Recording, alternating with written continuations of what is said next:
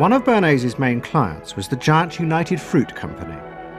They owned vast banana plantations in Guatemala in Central America. For decades, United Fruit had controlled the country through pliable dictators. It was known as a banana republic.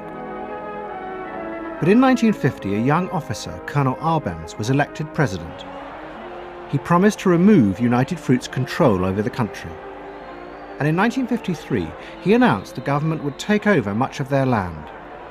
It was a massively popular move, but a disaster for United Fruit, and they turned to Bernays to help get rid of Arbenz. United Fruit brings in Bernays, and he basically understood that what United Fruit Company had to do was change this from being a popularly elected government that was doing some things that were good for the people there into this being very close to the American shore, a threat to American democracy, that it being at a time in the Cold War when Americans responded to issues of the Red Scare and what communism might do.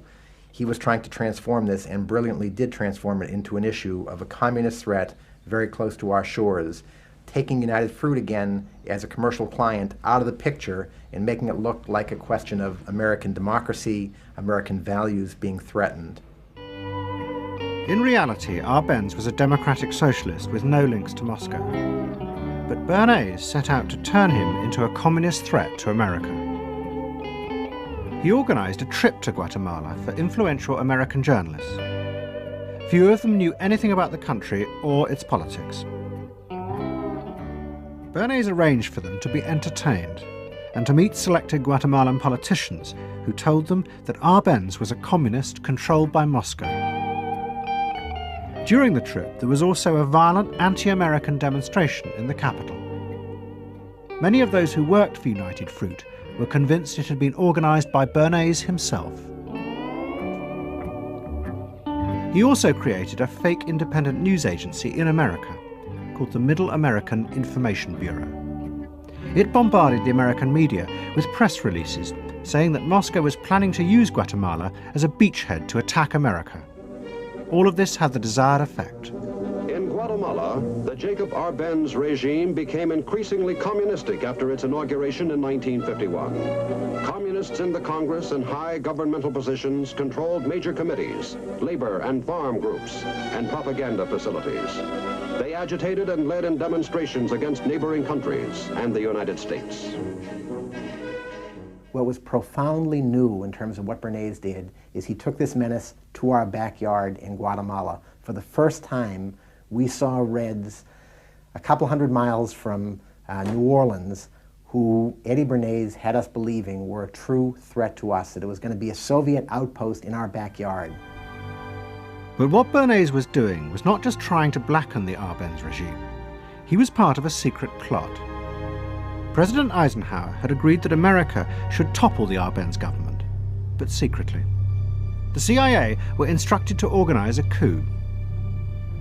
Working with the United Fruit Company, the CIA trained and armed a rebel army and found a new leader for the country called Colonel Arbenz. The CIA agent in charge was Howard Hunt, later one of the Watergate burglars.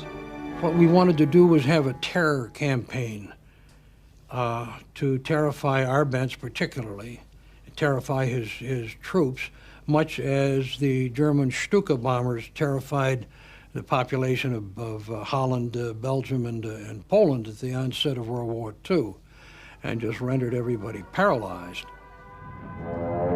As planes flown by CIA pilots dropped bombs on Guatemala City, Edward Bernays carried on his propaganda campaign in the American press.